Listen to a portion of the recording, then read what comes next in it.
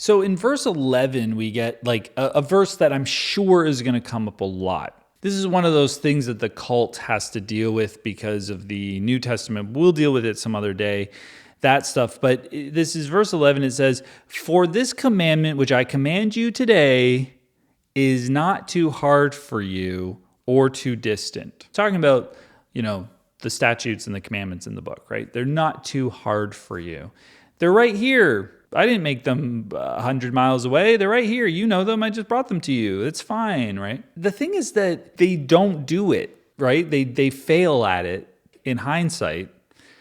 Wouldn't we say that it is too hard for them?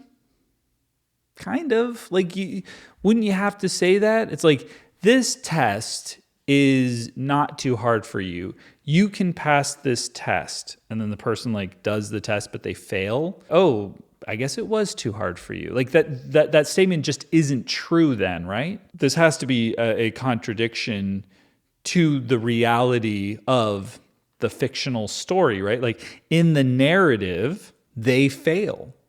In the narrative, it is too hard for them. So him saying that it's not too hard, that's not true, God. You should say, this unfortunately, I've made this a little too hard for you. Which is, you can't say that, because if you say that, if I made this a little too hard for you, it's basically saying, I set you up to eat your children. That's not going to work. So he has to say, it's not too hard, but he knows, because he's all knowing. It is, oh no, what have I done?